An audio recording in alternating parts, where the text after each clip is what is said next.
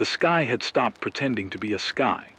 It no longer borrowed the pale blue of old photographs or the high, honest gray of storm days. It sat low and constant like a bruise, a thick, iron-colored ceiling that turned noon into an endless twilight. Once in a while the sun pushed through like a coin seen through cloth, dull, hot, and wrong. And the heat it made was not sunlight so much as accusation. You could feel it pressing on your skin, sucking the moisture from your mouth. And by the time evening pretended to arrive, the ground would already be cooling into the kind of cold that seeped into bones. The world didn't end with one single spectacular thing. It unraveled with a dozen small betrayals. Riverbeds that forgot how to carry water, forests that burned like paper in summer and then lay still in ghost white, seas that climbed and swallowed neighborhoods in a slow, indifferent tide. At the same time, the blackout came, an invisible thief that stripped away lights, heat, and the thin digital scaffolding we'd propped our lives on. The EMP took the city's electricity, and in the teeth of a climate gone mad, turned modern conveniences into fragile relics. No more pumps, no more municipal filtration, no more coordinated response from the institutions that were supposed to save us. Cities became fossilized memories. Highways rose like dried rivers of black glass, buckled and tilted where asphalt had split under heat and neglect. Skyscrapers stood like open mouths, their windows blown out or clouded with grime, their elevators frozen in stale silence. Bridges sagged, stadiums collapsed into themselves. Shopping malls, once cathedrals of convenience, turned into boneyards for scavengers and squatters. I can still picture the old train station near my childhood home. The clock on its facade stopped at 3:12 forever, and pigeons nested in the crevices of its stone like witnesses to an impossible pause. The landmarks that had anchored people's lives now served as landmarks of loss. Schools were hollow, with desks stacked in the courtyards like abandoned toys. Hospitals, the ones that hadn't been hauled apart for parts, are rusting shells where you still sometimes find a faded bandage and the ghost of antiseptic. Governments at the national level did not so much collapse as become a rumor. In some places, flags still hung on poles, but the people who once marched under them had been reduced to pockets of survivalists, barter networks, and councils made of whatever was left. A former teacher, an ex-firefighter, a person who'd kept a generator running for a week longer than anyone else. What's left of civilization is a quilt of small, fierce communities and loners, stitched together by need and mistrust. There are the stayers, groups who hole up in places that can be defended, old military bases, islands cut off by rising seas, fortified schools with rainwater catchments. There are the movers, caravans of scavengers and traders who ride the cracked highways, towing carts of salvage and rumor alike. And there are the raiders, the ones who learn that violence and speed can substitute for resources, and who hunt the edges of settlements like wolves. Sometimes these classes overlap. A trader will become a raider when the price of fuel spikes, and a stayer will turn vicious when a drought stretches their stores thin. Institutions that once felt immortal, banks, energy companies, hospitals, universities, either turned inward or bled out. The banking systems froze. Paper and digital wealth mean nothing when there's no pump to run and no doctor to stitch a wound. Universities, once centers of thought, scattered their knowledge as PDFs and chalked notes on walls. But without power, microscopes and servers died, and so did many experiments and labs. Some regional governments still coordinate, on a patchwork level. Radio operators connecting towns, a handful of engineers who know how to jury-rig solar chargers, an NGO that somehow still ferries seeds and basic medicine between communities. Their reach is small, their successes are local and fragile. The streets smell of metal and salt and something deeper, the smell of things trying to rot but being dried out before they can. Dust is a constant. It gets into everything. The creases of clothing, the grooves of radios, the tiny crevices in a child's toy. At night the wind carries stories. The scrape of a scavenger's boot, the distant, irregular sound of engines, loud, rare, terrifying. And sometimes, if you're lucky, the long, low warble of a working transmitter sending a human voice into the dark. Nature itself has become a capricious occupant. Where riverbanks used to host picnics, reed beds have taken hold, and the fish are fewer and bolder. Where cities once spread like a rash across the land, scrub has pushed into alleys and vines have broken the faces of concrete. In some places, the land shows the first, tiny green stitches of recovery. In others, heat has baked the topsoil into a crust it will take years to break. The weather is not just harsher, it's unmoored. Storms arrive without pattern, and when they hit they strike much harder than memory allows you to imagine. There is a constant, quiet terror to living here, the terror of scarcity made routine. Water is counted the way money used to be counted, rationed with ledger-like precision. Fuel is hoarded like prayer beads. Food is divided, traded, stolen. Hope is small and shared carefully. Rumors are currency. And ever under it all is the waiting not for rescue, but for the next event that will change the rules again. We have learned to listen in the dark, to parse static and footsteps and the honest beat of a human voice. That, more than anything else, feels like civilization. The act of speaking, of announcing that you exist, that you remember what it meant to be more than a name on a list. This is the setting, a planet weathered and wired into silence, a network unplugged, and people trying, stubbornly, painfully, to make a life where the old instructions no longer apply. I used to measure my life in minutes and meetings. Now I measure it in liters and nights the battery holds. My name is Jonah Keene, though most people who catch my signal on the rare nights I broadcast call me Keene, or the voice on 107.3, or once by a woman in a town 300 miles away, the man who remembers how to speak. Names shift like dust here. What stays are the things you carry and the rhythm you keep.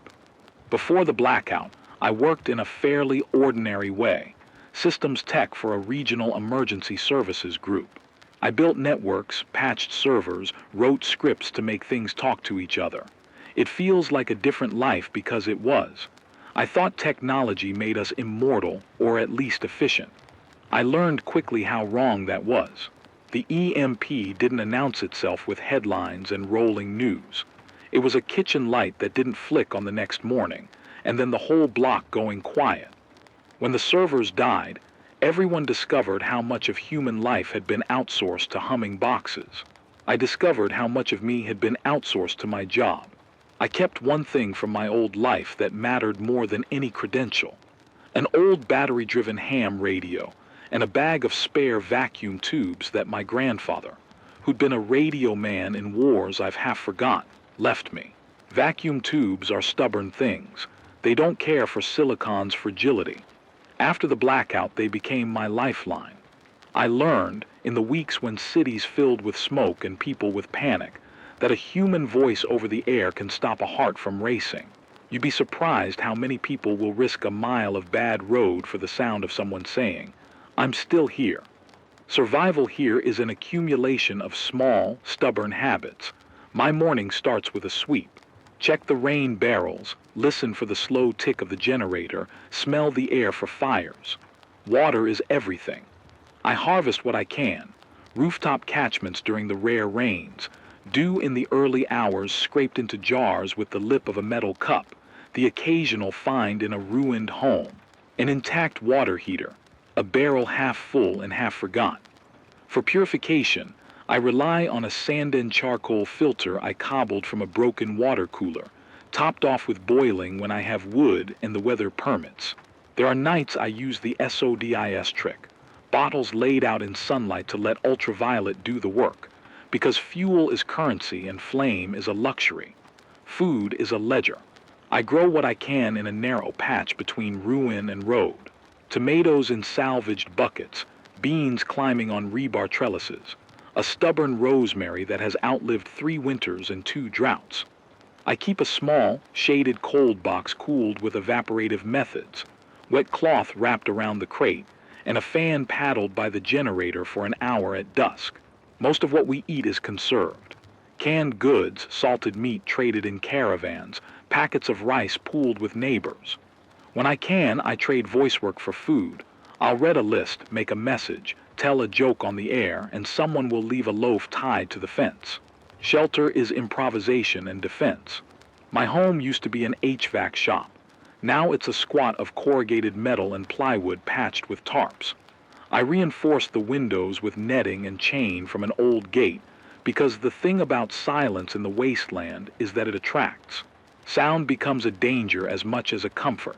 I keep my radio room insulated from sound. Thick blankets over walls, a low table for the transmitter, a pedal generator in the corner for when fuel is scarce. I sleep with an oil lamp and a crowbar within reach. If anything, surviving has taught me the value of being ready for the small things that spiral into big things. A snapped bolt, a leaking pipe, a neighbor who becomes a threat. People, more than anything, taught me how cheap compassion could be and how profound. I have a handful of people I trust like old bones. Mara, who maintains the community seed bank and knows which beans will take to alkaline soil. Omar, who can coax life from a scavenged diesel engine. And Lynn, a former nurse who runs a makeshift clinic out of an old pharmacy and keeps an inventory that reads like a prayer. We are not a militia. We are a patchwork aid station. We trade watch shifts, we share water, and sometimes we trade stories until someone falls asleep. My reasons for getting up have changed shape since the world stopped answering. There was a time when duty meant fixing a network so ambulances would route properly. Now duty is simpler and harder. To be a voice. To prove that the world still has listeners. To keep a map of human presence alive. When I send a signal out into the dark, I orient other people. If I say, there's food at the mill on Ridge, bring tools and chips for trade, someone will come. If I ask for a medic at 2 a.m. because a child's fever won't break, a hand will appear. It's not grand, it's not heroic, but it stitches people to each other. Loss is a constant companion. I lost my sister in the early days. Her convoy of refugees hit a washed-out bridge and then a band of men who took more than the road. I think about the things I didn't say to her in the weeks before they left. Small banalities that now weigh like stones. I lost a dog whose nameless licks kept the corners of the house warm for months after she was gone. People I loved who became numbers on a list of failed addresses. That kind of absence doesn't announce itself. It settles like dust, and sometimes it catches in my throat when I'm on the air and I tell a joke to hide it. Guilt is the quietest kind of ache. You survive by choosing. Sometimes the choice is between helping a stranger and keeping the only source of water warm for your neighbor's child. I have chosen wrong. I have neglected a watch shift and paid for it. The memory of decisions that leave someone else in harm's way is a ledger that doesn't clear. It keeps me honest on the air. When I'm honest, people answer. They say, "We hear you, Keen," and there is a small absolution in that exchange. There are nights I drift back into my old language, code, processes, patch notes. I turn that language into scripts for survival. How to jury-rig a solar charger from a broken inverter and a panel. How to repurpose a car battery into a power bank that runs a radio for an hour longer. The cadence of call signs and check-ins that keep a network from becoming chaos. Being useful is a kind of faith. If I can fix a pump adapter and extend a garden's life by a season, that is prayer answered. My voice has changed. It's quieter now, not because I am afraid to shout, but because shouting wastes breath and draws attention. On the air, I speak measuredly, like a metronome. People tell me they sleep better when I'm broadcasting.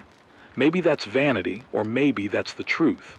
The human brain finds comfort in pattern, in the unbroken line of a familiar voice. I read lists, missing people, found supplies, weather updates, and I read scraps of poetry to remind us that language existed before all this and might yet mean something after. And sometimes I broadcast the small, stubborn things that remind us we are still human. A recipe for a stew from a woman called Rosa who still remembers how to can tomatoes. The exact measurements for a salve Lynn swears by for Burns, an old hymn that Mara hums while sorting seeds. These fragments are a different kind of news. In a world where governments are rumor and institutions are skeletons, information about how to keep a child's fever down or how to boil sap into sugar becomes gold. There is fear always. The road is a line of teeth. Raiders move with cruel efficiency. Disease moves with the patient cruelty of weather. The climate flares unpredictably, and a season can take half a life. But under the fear is a stubborn current. Call it hope if you like. That isn't dramatic. It shows up in the small and repetitive. Sharing a tin of peaches, keeping a generator's bearings oiled, trading a used tube for a laugh. Hope here is less an idea than a set of habits that say, we'll try again tomorrow. My broadcasts are not a cure. They are not a map back to the old world, but they are a beacon. When the wind carries my words, there are people on the other end who tune carefully, who pass messages hand to hand, who pack and travel and come home with news and sometimes bread. That is why I keep going, not because I believe the world will stitch itself back into perfection, but because the act of saying, I am here, into the dark, is a way of keeping the rest of us from erasing each other. So I keep the radio warm, the tubes glowing with an orange patience, and I remember to breathe. I remember the face of my sister in a cracked photograph, the stubborn sprout of a tomato plant in a sun-split bucket, and the sound of a child's laugh across the mill courtyard. These things are not enough to heal what was lost, but they are enough to make the next day worth waking for. They said the drought would be measured in months. They lied by a decade. It started like a humiliation, heat that felt like someone had left a door open on the world. And then it became a law. Rivers that had been named in school atlases for 100 years receded like old promises. Springs that had bubbled since before our grandparents were born slowed to a cough, and then stopped. The EMP that took the lights and the servers did more than darken the cities. It killed the pumps that drew water up from aquifers and the computers that timed valves and monitored filtration plants. Technology had been the scaffolding for abundance. When it fell away, so did the illusion that water was inexhaustible. I can tell you, in a voice that trembles sometimes at night, what that looks like on the ground. The creek that supplied our little ring of houses shrank into a bone of green algae and cracked silt. The wetlands down the road, marshes that used to mate with cranes and frogs, turned into salt pans where a white crust formed, and the only sound was the brittle snap of dried reeds. Farms that once rolled green for miles became geometric brown.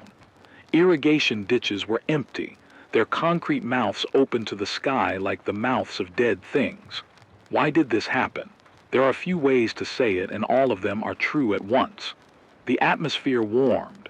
Heat increases evaporation, which dries soil and makes storms more intense but less frequent. The winter snowpacks failed in the mountains because warmer winters fell as rain, and the high country reservoirs, once filled with snowmelt, now emptied quickly or evaporated.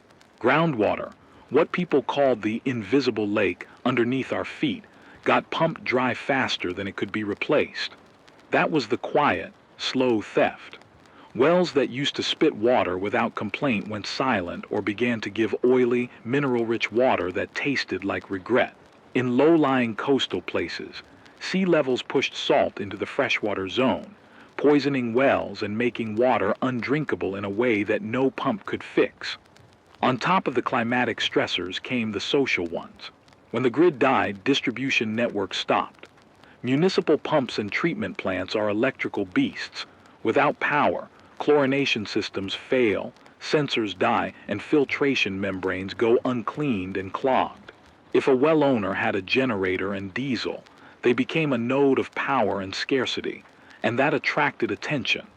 People who had once worked at city water departments became barterers, then bandits. Local councils that tried to coordinate rationing were undermanned and undermined. Trust, always the most fragile currency, evaporated faster than water in an August noon. Survival became harder every day because the system that smoothed out scarcity broke in multiple places at once. Food systems collapsed because irrigation failed, farms produced less, and the supply chains, already brittle without fuel and refrigeration, frayed and snapped. Fuel ran low. Once the pumps were gone, trucks stopped moving. Medical supplies dwindled because cold chains failed and pharma manufacturers were offline. Disease took advantage. Not epidemics in the cinematic sense, but the slow, opportunistic illnesses. Infected wounds from minor cuts, waterborne diseases from impure sources, malnutrition that let every infection hold. We were not alone in this story. The landscape of human survivors divided itself into small clusters with different strategies and different appetites for risk. There are the settlements that try to hold territory at any cost. We call them the holds. They tamp down the world with rules and patrols, and sometimes with a brutality that tastes of desperate arithmetic. There are the caravans, traders, tinkerers, and people who move slowly between settlements with wagons of spare parts and seeds. And there are the raiders, who have nothing left to lose and see survival as a zero-sum game. My community sits somewhere between a hold and a collective. We have a fence, a garden, and a radio, and we still try to trade fairly. But fairness is an expectation stretched thin. People arrive at our gate with cracked faces and stories that smell of dust and fear, and sometimes they leave with less than they came with. We have had to repel raids.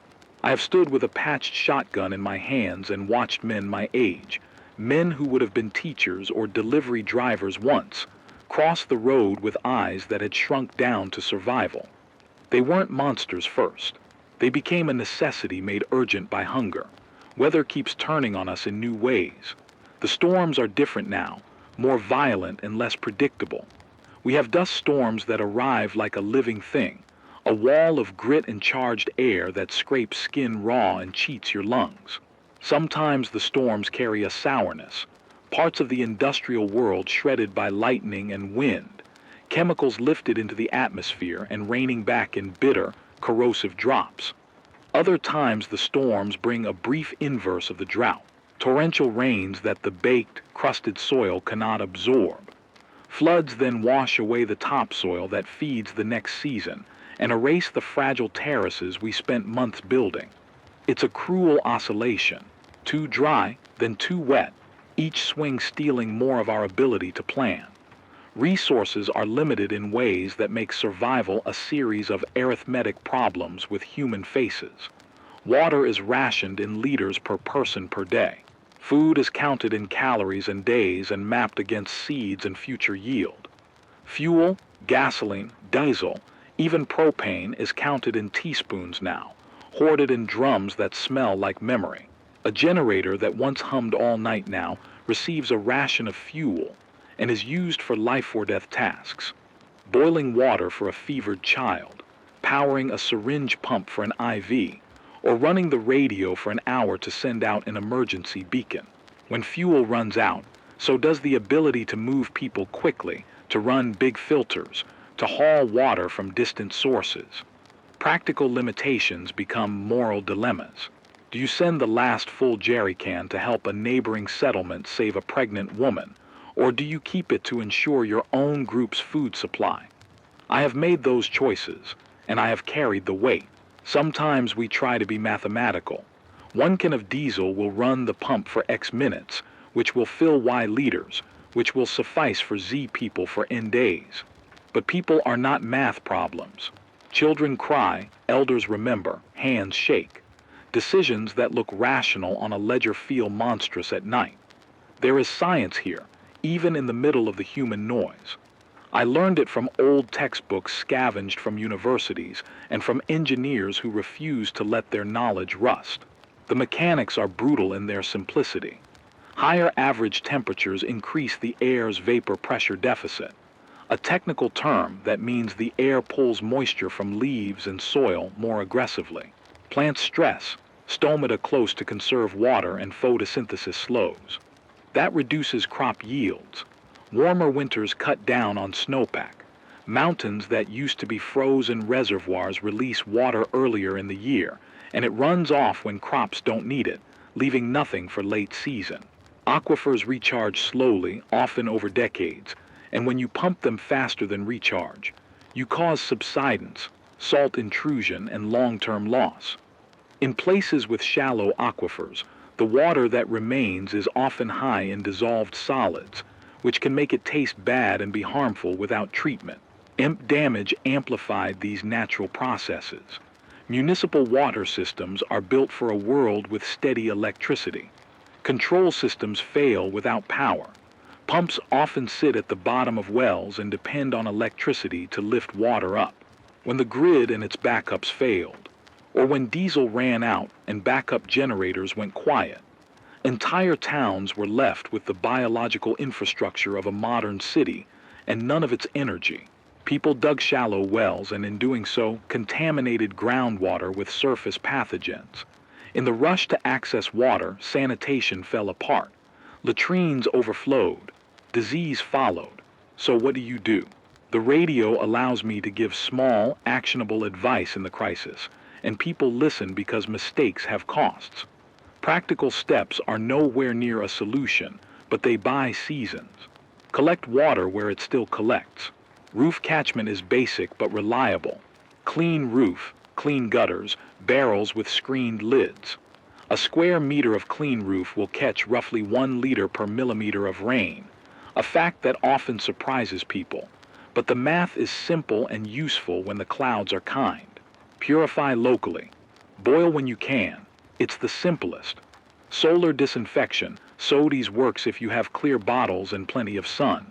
Fill PET bottles with water and place them in direct sunlight for 6 hours, longer if it's cloudy. The UV and heat reduce pathogens. A layered sand charcoal filter does not remove viruses, but removes particulates and some bacteria. Follow with boiling or chemical disinfection if possible. For chemical disinfection, household bleach, unscented, can be used at low concentrations. 2 drops per liter is a common guideline where commercial chlorine tablets are not available, but always follow local knowledge and caution because bleach strength varies. Stretch food, grow drought-tolerant crops and practice mulching and shade. Beans, millet, sorghum, and amaranth do better in poor soils than many European staples. Mulch keeps soil temperature down and reduces evaporation. Planting in swales and microcatchments helps capture rain when it falls. Reuse and reclaim water safely. Gray water from washing dishes or clothes can be used to water non-edible plants after mild filtration and settling. Never use water that has touched fecal matter on food crops. Preserve. Canning, drying, and smoking extend food life. Learn which local plants are edible and how to store them. Seed saving is essential. Select the best, store dry and cool, and trade with neighbors. Harden infrastructure cheaply. Protect water points from contamination.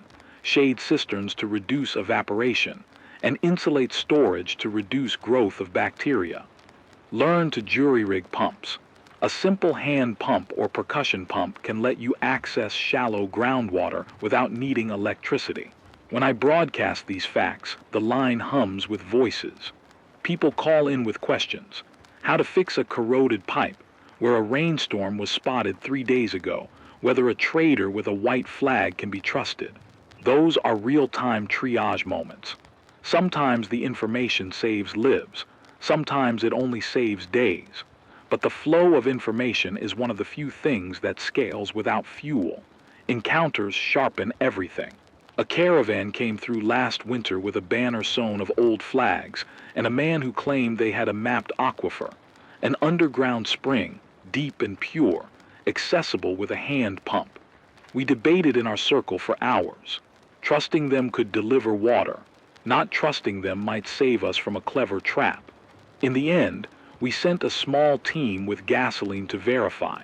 The caravan gave us a compass and a map with the crudest of markings. The team returned bruised but with 5 barrels of clear water and the memory of 2 men who had been taken by raiders along the way. That day, I learned that hope is often a wager. Another time, A woman named Rosa arrived at dawn with a cart and a fevered child. She had traded an heirloom jar of seeds for medicine elsewhere and had been robbed on the way back. We patched the child, rationed the few antibiotics we had, and later traded for seeds again at great cost. These episodes are the daily arithmetic of survival. Small failures, small victories, sewn into a life that rarely has a grand turning point and is instead a quilt of tiny stitches. The crisis is not a single event. It is a system failure cascading into a human crisis. It is climate, technology collapse, and human frailty braided together. Every new storm, every broken pump, every raider attack is a note in the same dirge. But there is noise beneath that dirge that resists finality. The sound of people sharing, of a tractor getting patched, of a radio call that guides a stranger to a medic. When I describe the mechanics of the disaster, the physics, the chemistry, the social dynamics, it is not to be clinical. It is because understanding gives us leverage. If we know why wells go dry, we can manage usage and recharge. If we know how storms fall, we can prepare channels for the water so it doesn't just run straight out to sea. Knowledge is not salvation, but it is a tool. And tools, if shared and passed on, become small reasons to believe we might hold on a while longer. That is the crisis and the response, braided together. Urgent, technical, brutal, and stubbornly human. The summer after the caravan left us with those 5 barrels of clear water felt like a reprieve the way a fever feels like a reprieve, temporary and dangerous. The barrels bought us breathing room, but breathing room is not the same as a plan. The seasons kept moving, and with them the cruelty, heat that ate into the days, a soil that became more stone than earth, and a little pressure that made everything else snap. It started with small, sharp things that we recorded in the margins of our ration book. The mill's oldest drum, the one we kept for seed soaking and emergencies, lost a weld seam along the bottom. A rat chewed through the burlap of a seed sack that Mara swore she had folded tight. Omar reported that one of the old pickup trucks had a seized injector. The fuel it still carried was trapped behind a mechanical hunger we could not feed. Lynn counted pills and frowned at the margins. 3 doses of amoxicillin, 1 insulin pen that had to be used soon or not at all. The generator began to cough at irregular intervals, and the spool of unused wire I had been saving for months developed a break when I pulled it for an emergency repair. These were the small things that mean a lot out here. They are not cinematic in isolation, but together they rearrange the balance of a settlement. We began talking in smaller words. If we lose that pump, we're down to X liters a person. If the generator dies, the cold box will fail in Y hours. We started to map failure like a weather report. Vulnerable pieces, probable sparks, and the places where a single act of theft or misfortune could cascade into full collapse. And the raiders changed, too. At first they were opportunists, men and women who would test a fence, take what was loose, and move on. Later, they learned calculus. They figured out the cadence of our generator, the times we mucked around with the water pump, the nights we left a single watch because someone was ill. Their moves became surgical. A quiet team to clip the perimeter wiring, a second team to draw the guards into a false alarm, and a third to walk through the hole. They used stolen maps and old municipal blueprints to find subterranean cisterns and hidden wells. Once they found a place that stored a week's worth of fuel, they left us with the smell of diesel and a hole in our future. The night a raid nearly took the garden was the first time I felt the shape of real fear as a physical thing.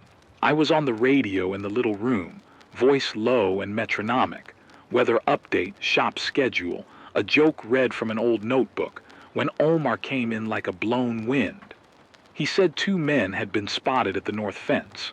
I left the microphone on and told our community, in the measured cadence I learned long ago, to arms and to watch. The night was brittle. Dust rode the wind like ash.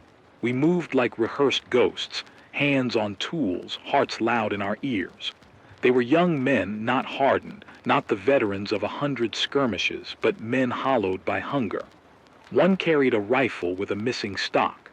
Another had a pack with the top cut off and a face like a map of old wrong roads. We shouted, they ran. One of them fired a single, terrible shot. My heart still hears it as a bell.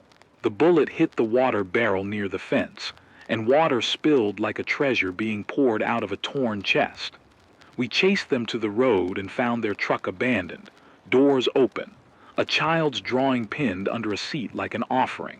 We recovered 2 small caches of supplies they had taken from other settlements, and worse, a list of names written in a tidy hand, dates, places, and a shorthand that meant leave here if you can, come back if you can't. The raids taught us calculus, but they also taught us about compromise. In a meeting the next morning, a shadowed circle under a tarp, everyone's faces drawn like dry cloth, we voted to tighten the fence and to reroute the water line so the barrel we used for the night watch was not the visible prize. We traded a week's worth of labor for barbed wire and doubled the watch schedule. The choices were always trades between safety and exhaustion. People's eyes hollowed further. As resource stress increased, psychology changed the shape of people's lives. Old alliances frayed. A trader we'd known as Jerem, a man who used to bring salt and canned peaches and tell bad jokes by the radio, arrived one afternoon with a face that had gone smaller. He asked to borrow 300 milliliters of diesel on the promise of return with goods in a week. We lent it. It was the last of the diesel we had pooled for the radio. Jerem never came back.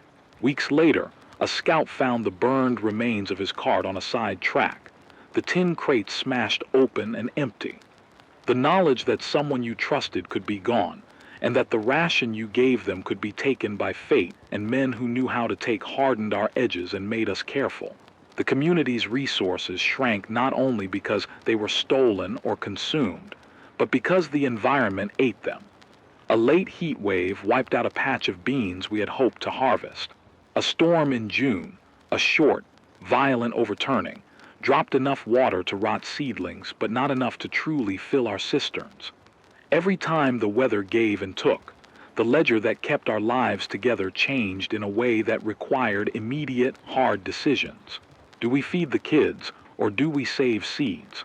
Do we trade the last ampule of antibiotic for the pump parts that would keep 2 barrels turning? The choices are always arithmetic with a face attached. Then the radio picked up something that changed the tenor of our days. It was faint at first, an echo in the static, like someone trying to speak through a wall, and it repeated at odd hours. A tone, a call and response, coordinates that didn't match anything we had on hand. I taped a scrap of paper to the transmitter and marked the time codes. It was a fragment of a voice, then a series of numbers, then a melody like a child humming under their breath. The call repeated for 3 nights, always at 03, 17, and then it stopped. The coordinates were crude, handwritten on an old municipal map, an X where a patch of reclaimed wetlands used to be, an XR map called Blue Well with no context. Rumor is oxygen out here. Once it begins, it breathes on its own. We argued for days. Mara said it was a trap. Any map that points to water means people will come, she said, her hands wrapped around a cup of tepid water. Lynn said it could be a well we could trade our way into. Omar wanted to lead a small, fast team to verify.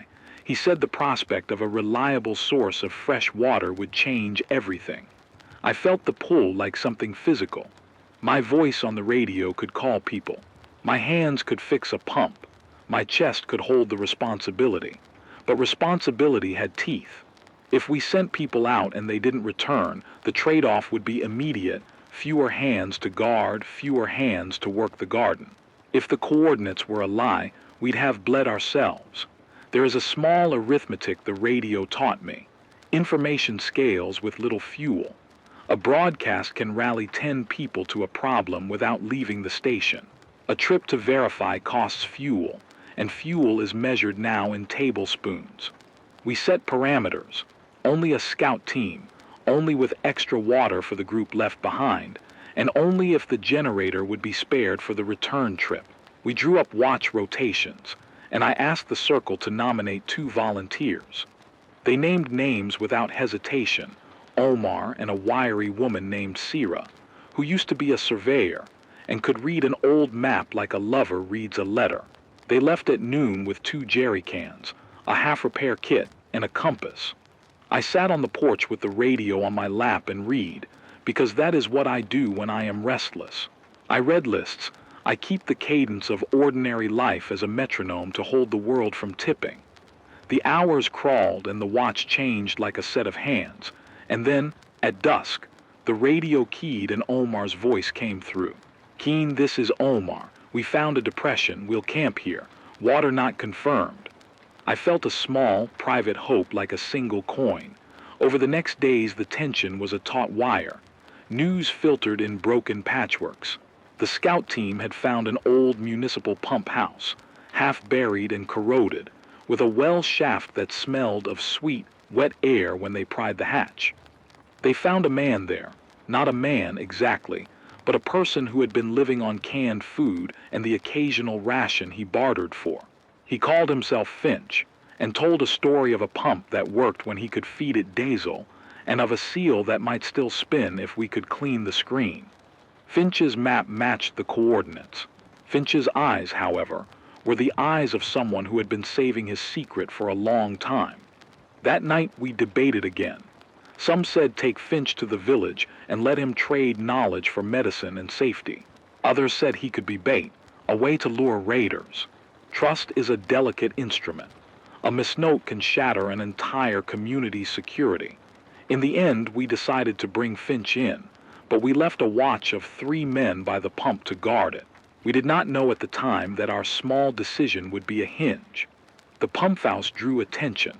Word travels on radio waves like oil on water, and sometimes faster. A voice will mention pump, then well, and in 2 days men arrive with a different rhythm. They came at first like traders, with a woman who wore a string of shells and a polite smile, who asked for a glass of water and spoke as if she had been everywhere and nowhere. Then came men with jackets fresh from places we did not know, and their eyes surveyed the pump and the community like a slow calculation. We offered to share water in exchange for parts. They offered an alternate plan: secure the pump house together and split the yield. We were naive to think anything involving strangers, pistons, and water would be simple. That uneasy bargain shattered when a group of raiders, not amateurish now, but organized and fast, hit an outlying settlement, and then moved toward the pump in a pattern that made it clear they had known where to go. We tried the diplomatic route. We tried to be reasonable. I sent a voice over the air, a measured plea to the men with jackets, and the air went thin with silence. Raids are not always about the immediate taking. Sometimes they are a negotiation in muscle. We braced. The nights that followed were restless. We lost a fence, some fuel drums, and a small store of salvaged antibiotics. The pump team managed to wring a little water out of the well, but the cost was more than material. Finch, who had been shy and small in the beginning, left one morning with 3 other men. He said they were relatives, that they had promised to come help guard the pump. They did not come back. The men with jackets left a token of apology and a rations box with salt and some canned peaches, and we accepted it like a community taking a bandage when surgery is required. The longer the tension stretched, the more my inner world narrowed into a set of binary questions. Do I join Omar and those who want to go farther to secure a line of water, or do I stay to keep this station alive, the voice that gathers people? Do I broadcast coordinates that could save hundreds and risk inviting raiders? Do I keep secrets to protect those I love? Each choice was a wedge with a face attached. The truth that no one tells you is that leadership in collapse is a series of quiet violences, choices that save some and harm others, all wrapped under the banner of necessary. There were more mysteries. On a morning thick with dust, the radio picked up a different voice. A woman who spoke like a teacher and who claimed to be sending out plans, not coordinates, but instructions for repairing a common type of pump that could be driven by hand and would not need diesel. She spoke of a spool and a check valve, of bearings seasoned with animal fat to decrease wear. Her voice was full of patience. Every engineer in earshot leaned closer. That is how rumors feel when they are made of hope. Credible, dangerous, and almost impossible to ignore. If someone had the knowledge to build a reliable hand pump, we could convert 100 wells into viable sources without fuel. It was not salvation, but it was leverage. I wrestled with what to broadcast. Giving away the instructions could let people everywhere build pumps, but it could also give raiders the knowledge to make more efficient sieges. The ethic of hoarding knowledge for safety is a new kind of ownership. Mara said we should share everything. She argued that hoarding technical knowledge was a kind of slow suicide. Omar said we should test the plan first on our shallow well. Lynn wanted the schematics vetted. I kept the microphone warm and silent, because silence can be a decision too. The rising action of our days was not a single event, but a tightening of pressure. The pump that gave a siphon of hope, the raids that took a margin of safety, the rumor of a map that might be true, the stranger who might be friend or trap. We held council under tarp and stars and made decisions that felt both humane and terrible. We trained new watchers. We conserved fuel until the generator was a sacred thing used for surgical hours only. And we taught the children how to listen to the frequency and tabulate who was on and who was missing. At night I would sit with the radio tube's orange glow and feel the world press like a hand. The rising action was not only external. Inside my chest I felt the old scripts, the emergency coordination, the lines of code and logic I used to write, and I turned them into something different, a ledger of human hours, an audit of who we could spare and who we could not. The tension was a rope I could not stop pulling on. We were moving towards something, a decision, a confrontation, a revelation, and everything in me knew it. Hope had become a risk, and risk had an equation that no soul seemed able to balance neatly. The radio hummed on the table as I broadcast updates, a calm voice in a storm of human smallness. People tuned in from far and strange places and passed the information along. Who was missing, where to find a spare bearing, the precise measurement for a hand pump valve. Sometimes those broadcasts made the difference between life and a slow, certain decline. Sometimes they called down storms. That is the shape of what we were doing now. A fragile network, stretched between desperation and a rumor that maybe, just maybe, someone had figured out how to tilt the arc a little toward green. They came at dawn, and the world answered with a sound I'd only ever heard in nightmares. A low, grinding roar like 1,000 hands dragging the horizon. The storm arrived early, fat with dust and the iron tang of something burned, and before we could do more than blink, the sky folded into a wall of brown that moved like a living thing. The radio sputtered in the corner as if it, too, wanted to hide. We had warned ourselves about the timing of risk and weather. Raiders liked bad light. They moved when vision was poor, because concealment levels the advantage of numbers and stolen maps. That morning, the elements and human cunning partnered in a way that made logic feel petty. I learned the storm was only one knife in a pocket full. Omar's voice came over the low-frequency channel at 0512, thin and urgent. Keen, this is Omar. They're here, 3 columns on the north track, 2 headed for the pump. They're moving fast. His breath came in little hitches. Sierra's call followed, raw with wind. We need help. The pump team is being pushed back. The pump mattered because it was life counted in liters and days. If the pump fell, our rationing ledger, the arithmetic we had used to keep children fed and seeds saved, would be torn into fractions that did not add up. The radio mattered because it was how we stitched others into our immediate world, medics, traders, watchmen in other villages. Without the voice, people were islands again. There was no elegant solution. That is the cruelty of this life. Decisions come in the language of damage control, and good choices are scarce. The council gathered under canvas, and we argued in very small words.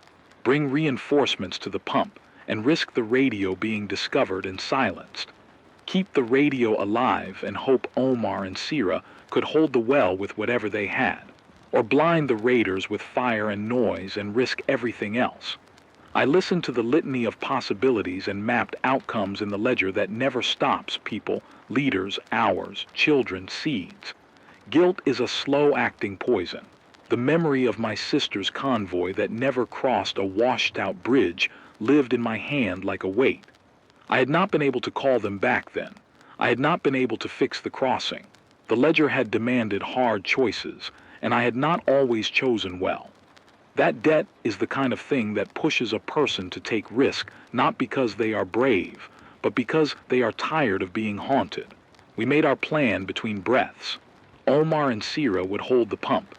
2 watchers would snipe if they had to. The rest would fortify the mill and keep the radio alive. I would stay at the transmitter and keep the voice on the air until it was either taken or we had to move.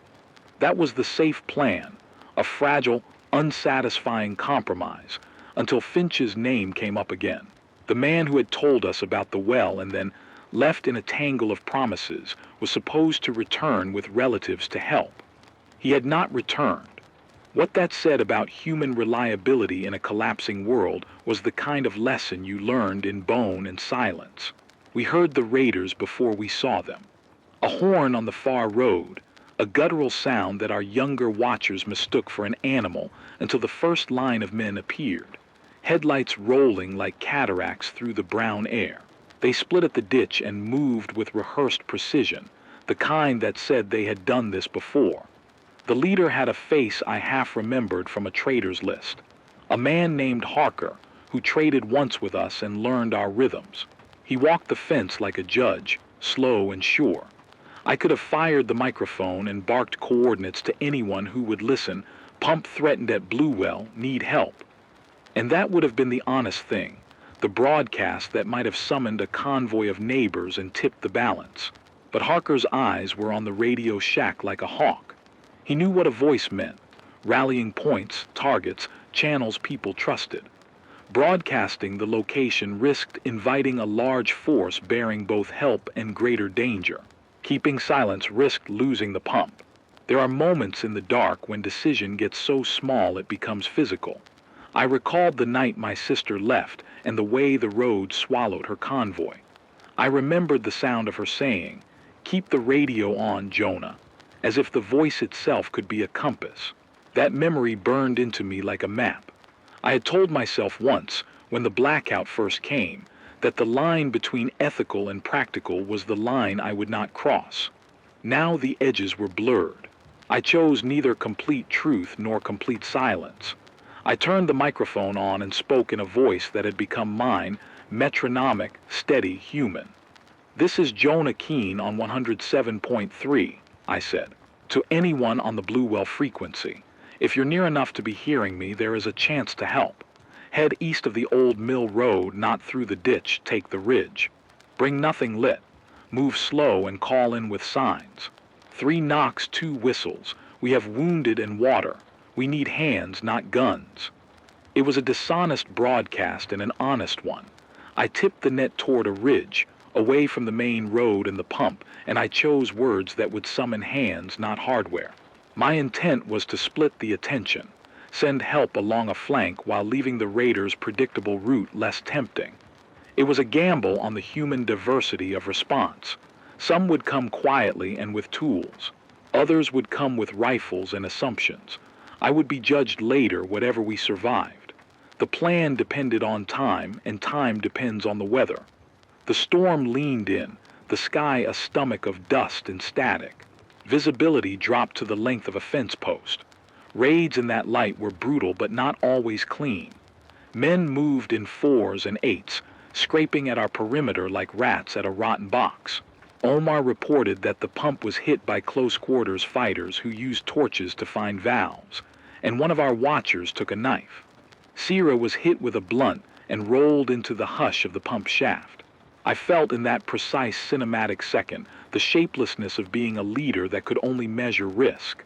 Then the ridge answered. A small glow, a hand lamp, appeared like an ember, then another.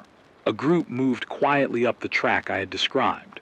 3 older women with ropes and a makeshift toolkit, a boy on a mule carrying a can, someone with a medical satchel that rattled like hope. They came as I had hoped. Hands, not guns. They slipped into the edge of the fight like swimming into cold water. Their presence forced the raiders to split attention, to process that the place wasn't simply a harvest to be taken. The math in their minds faltered. Harker's men had planned for quick plunder, not for a worked, stubborn defense. They were good men and quicker than we had been.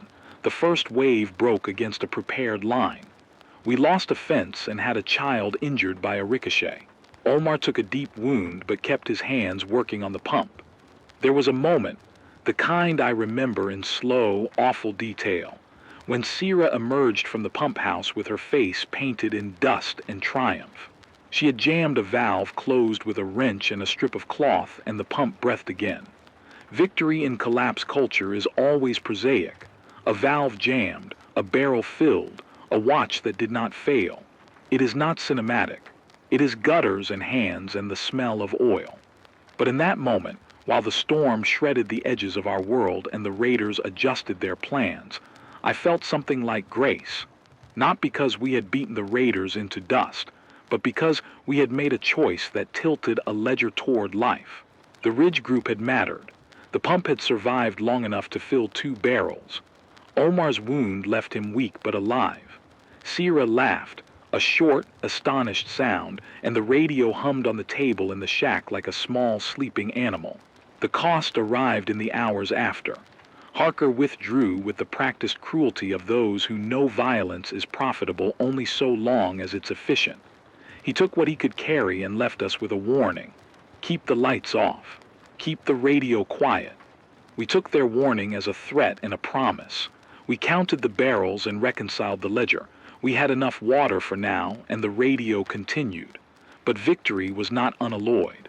Word travels in many modes, and while the Ridge Group had come with hands, a different band had heard my broadcast and came with guns. A small convoy from a distant hold that had once admired my work arrived in the night with offers I could not easily refuse. Seeds in exchange for operational control of our pump. The bargain stung. To save lives is sometimes to give up autonomy. I took the trade because the ledger tilted, and the children in our watch had to be fed. In the weeks that followed the storm, I replayed every syllable I had spoken. Had I made the right call when I directed words away from the pump? Had I betrayed the ethics of transparency for a tactical advantage? The moral calculus of collapse is a thirst that cannot be fully slaked. I admit I slept less, and when I slept, the images came. My sister's convoy, Omar bleeding, the child hit by a ricochet. I had made choices that saved some and cost others dignity. That is the shape of climaxes in this life. Not one grand revelation, but a knot of events that forces decision, action, and consequence to collide into something that rearranges the rules. We had water. The raiders learned we were not an easy score. We traded autonomy for seed security. I had kept the voice alive and used it like a scalpel rather than a beacon.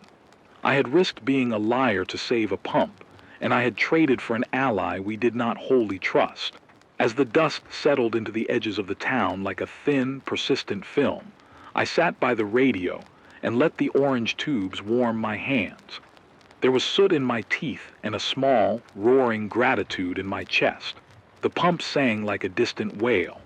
People laughed in the courtyard, and someone who had been too frightened to speak, called out for water by name. The ledger was still broken, but for the first time in weeks, the numbers added up for tonight. I did not pretend the choice was noble. It was pragmatic and messy and human. What I learned in that storm was not about strategy, but about the terms of belonging. To lead is to risk making choices that will be judged by others and by time. I chose to be human in a calculated way. The world did not heal that day. The radio did not become an eternal line of help. But for Omar, for Sira, for the children who drank warm water under a patched tarp, the choice had been enough. When night finally fell and the storm softened into a coughing breeze, I keyed the mic and allowed my voice to be plain. "We have water," I said. "We are hurt, but we are here. If you can, bring hands and a quiet heart." The words were not made for grandeur. They were for the small, stubborn work of staying alive. And in the end, That is all any of us can hope to be. A voice that admits fear, asks for help, and offers a hand. When the dust finally settled enough for the world to stop sounding like a dry throat, we began the slow, unglamorous work of counting what remained. The pump had survived, and that was the most immediate miracle we could calculate. 2 barrels filled, then 3, then a slow, steady siphon that let us refill jerry cans and tend the garden for another season. Omar's wound closed around a rusted thread of tissue, and scarred him in a way that made him quieter and deeper. Sierra walked with a slight limp and a grin that looked like victory, because she jammed a valve with her bare hands and saved more than she probably knew. We also paid the cost. The distant hold that arrived with soldiers didn't take the pump outright, but they negotiated terms that put them squarely on our ledger. They left seeds and a ration of antibiotics in exchange for the right to collect a fraction of the well's yield, and to station a small contingent nearby when they could spare it. It was the sort of treaty that tastes like both medicine and surrender. We kept our home and our radio, which felt like a reprieve, but the bargain changed the way we made decisions. Autonomy is a slow currency. We'd spent some of ours to buy water and stability. The community felt different in the days and weeks after the raid. People moved with a cautious uprightness, as if they'd learned a new posture for the world. There was more planning in our talk.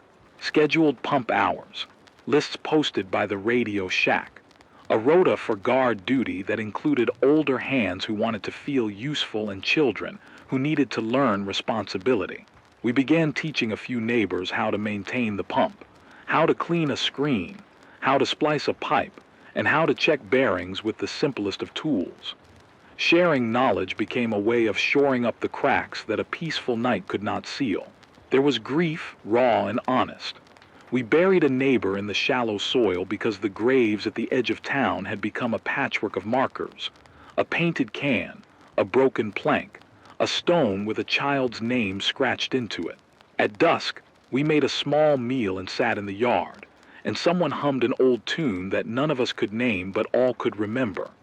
In the small hours, my hand found the photograph of my sister tucked in the radio shack, and I admitted again to myself that keeping the station alive had become, for better or worse, a way to keep memory in motion.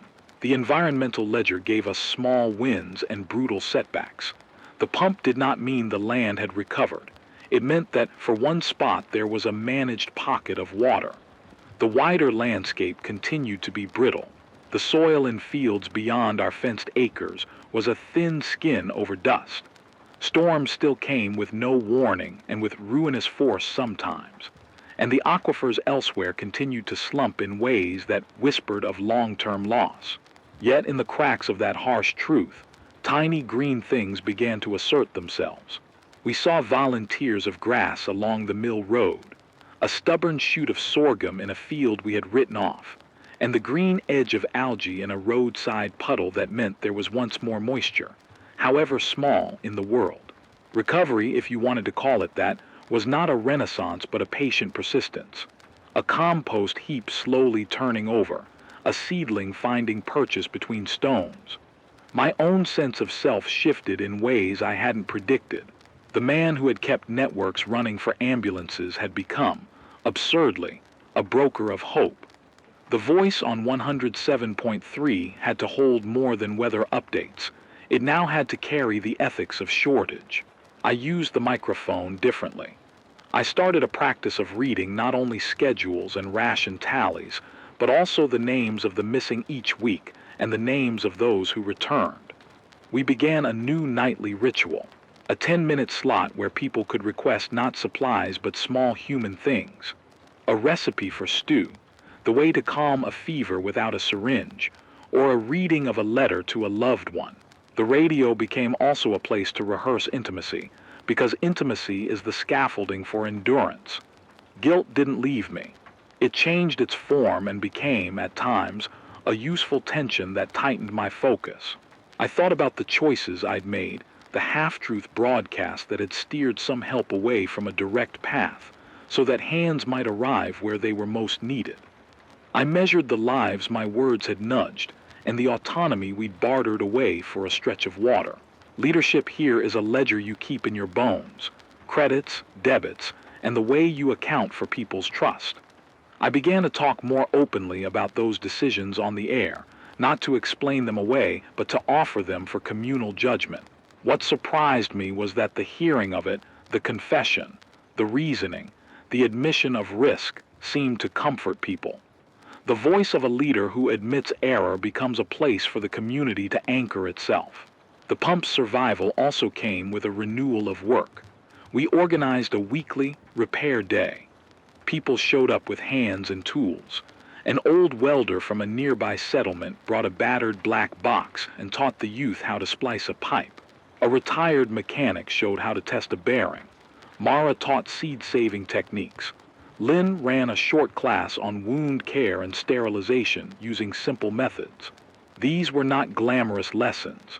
They were stubborn, practical transference of knowledge that made the difference between a handful of dry months and another growing season.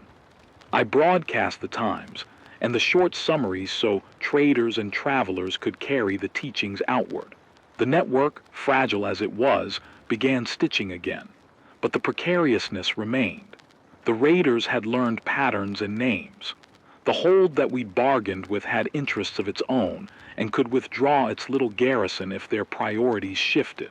The pipeline of traded goods could choke for reasons as mundane as a busted axle in a caravan, or as grave as a new strife over a more valuable resource. The climate itself did not yield to hope. There would be storms that washed the topsoil and winters that came with little snowpack in the mountains. We learned painfully that resilience is not a one-time achievement but a skill you practice every day. Something else changed, too. Our conversations grew longer about what we were trying to build. It is easy to default to survival as aim. It is harder to imagine continuity. We started to dream in calibrated ways. The seed bank became more than a cache. It became a covenant. People who had been skeptical of long-term planning signed on to a modest commune project. Rotate crops, create shaded nurseries, and construct microcatchments to capture the flash rains when they came. We began to experiment with slow, low-cost soil amendments, charcoal and compost mixes, to rebuild structure. These were tiny, almost invisible investments, but they were investments nonetheless. The idea of a future began to re-enter our lexicon not as fantasy, but as a plan with small, measurable steps. The radio's reach widened, too. After the storm, other stations that had been quiet for months came back on air with weak signals and borrowed parts.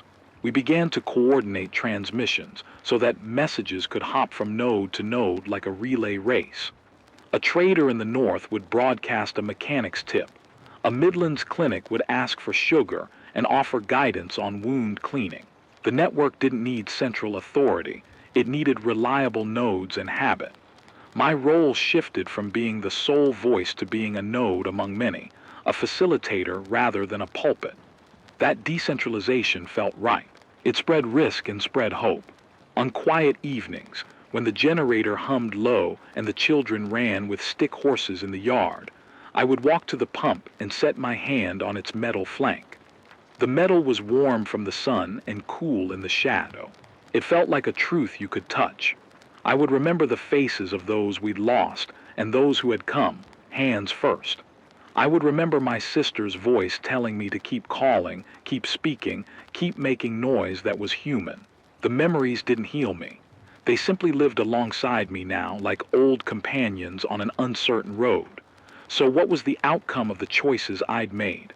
The ledger, at least for now, read in favor of survival. We had water. We had seeds, though not enough. We had a radio network that could redistribute knowledge and an expanding community practice of repair and care. We also had obligations. To the distant hold, to our own conscience, and to the knowledge that every gain could be taken away by a broken axle or a colder winter than usual. Hope, then, arrived as something prosaic and fierce. It wasn't a banner. It was a list of chores done together. Hands learning one more trick for keeping a pump running. A child taught how to tie a proper knot. Someone else taught how to count calories and ration water so a family would last until next harvest. The land did not awaken. It moved in small increments. There were more green stitches in the months after the raid, but the overall map still read as fragile. Recovery, if you call it that, looked like distributed care rather than sweeping transformation. The climate's broader course continued to press us, and the infrastructure we'd lost could not be rebuilt overnight. But for the people who lived in our pocket of the world, the cost-benefit analysis favored staying. More meals, a chance at another planting, a child who didn't have to drink distilled regrets. And me, I learned that being a voice means owning both the burden of broadcast and the intimacy of confession. I kept the radio warm and the tubes glowing. I spoke of weather patterns, of how to mend a bearing, and of the names of those who were missing. I also read recipes, letters, and odd bits of poetry because we needed more than facts to keep going. My choices had not bought a cure for the world's compass, but they had stitched a small map where people could find each other. That was enough for now. Night after night I sat and listened to the low chorus of the settlement, water, a child's laugh, the squeal of a wheel, and I realized the story we were living was not one of final endings. It was a chronicle of continuations, the tending of seeds, the practicing of a repair, the measure of a ration. The world remained dangerous and unruly, but in the small ledger of our days, the balance tilted just enough toward staying. And sometimes, that's the only kind of victory that gets you through to another sunrise. The nights have grown quieter lately. Not peaceful, never that, but quieter. The kind of quiet that feels earned, like the world is taking a slow, cautious breath. The wind still howls across the empty flats, but it carries a different tone now, less fury, more fatigue. Even the earth sounds tired, like it's finally sleeping after years of screaming. The generator hums in the corner, steady as a heartbeat. I keep the dials tuned low and the microphone warm, just in case someone's still listening out there. Sometimes I get fragments, a child's laugh buried in static, a faint Morse tap from the east, a voice so faint I can't tell if it's real or just the ghosts of radio past. But I answer anyway, I always answer. Because that's what we do. We answer even when no one's calling. The pump still works. That miracle hasn't given out yet. We learned how to replace the gaskets with rubber cut from old car tires, how to seal leaks with melted plastic, how to filter mud when the sediment rises too high. We ration water by the spoon, but it's still water, still life. Every drop is a story now, and every story keeps the others going. The crops, what little we manage, have begun to change too. Lynn's experiments with old hybrid seeds and charcoal soil mixes are working. The yield is small, but it's more than last season. And Mara says she's seen bees again. Real bees, 2 of them, maybe 3, buzzing around the vines in the morning light. I didn't believe her until I heard it myself. That tiny hum, that fragile defiance of extinction. The sound nearly broke me. There are still losses, of course. There always will be. Sierra left 2 weeks ago to follow a rumor of a green valley beyond the dunes, where someone said a river still runs underground. She promised to call back over the shortwave if she made it. I haven't heard anything yet, but I leave the radio open at night just in case. If she's out there, if anyone is, they'll hear me calling, steady as the hum of this generator. The seasons don't obey us anymore. Summer stretches on too long, and when rain finally falls, it comes in sheets so heavy it carves trenches in the dirt. The world is still wild, still dangerous, but maybe that's what it's supposed to be now. Maybe we're the ones who need to learn how to belong again. I walk the perimeter every dawn, counting the barrels, checking the seals, watching the horizon for movement. The land is still scarred, yes, but sometimes in the right light, the cracks in the ground catch a shimmer of green. Grass, moss, something stubborn enough to survive us. And when I see it, I stop for a moment. I let myself breathe it in, that impossible scent of life refusing to quit. It's strange, hope doesn't feel like a shout anymore. It's quieter than that. It's the weight of a hand steadying a pipe under pressure. It's the click of the radio switch at dusk. It's a child's question about stars they've never seen, and your answer that yes, they're still up there, even if the sky hides them for now. There are nights when despair comes to visit too. It sits beside me as I broadcast into the void. It reminds me of my sister's voice, of the cities that drowned, of the libraries we burned for warmth. It tells me this can't last, that even survival has an expiration date. But then the static shifts, and I hear something. Last night it was a whisper, barely a tremor through the crackle of interference. A pattern too deliberate to be wind. I turned every dial, tuned every band, and finally caught it. A voice, low and strained but human. Heard your signal coordinates, working solar farm, repeat, working solar farm. Then it vanished. I sat there in the dark for a long time after that, staring at the microphone, the air thick with dust and adrenaline. A solar farm. That means power, real power. Maybe stored, maybe running. Maybe enough to light a handful of homes again. It could be a trap, sure. Could be a trick of the storm or a prank from an old transmitter somewhere half dead. But it could also be real. And that's enough. Enough to keep the engine running through another night. Enough to make me write down the coordinates and study the maps. Enough to make me believe that maybe, just maybe, the world isn't done trying. So here I am again, talking into the static. Talking to whoever's left, to anyone who still tunes in, who still remembers how to listen. This is station 107.3 signing off for the night. We're still here. The pumps are working. The gardens are holding. The signal is weak but alive. If you can hear me, if you're still breathing, keep going. If you've lost everything, start again with one small thing. A seed, a tool, a story. Anything that ties you to what we were and what we could still be. The world isn't healed. It may never be. But life has this habit of clawing its way through the cracks, stubborn and beautiful and entirely unreasonable. Maybe that's the point.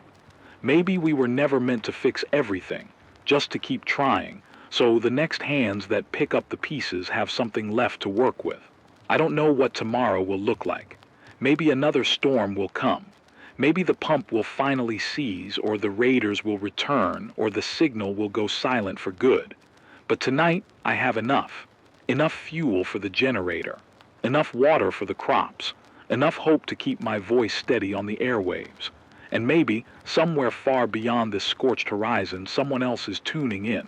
Maybe they'll hear me say this: stay alive. Stay human. Because as long as there's someone left to listen, as long as one voice keeps calling into the dark, the world isn't finished yet.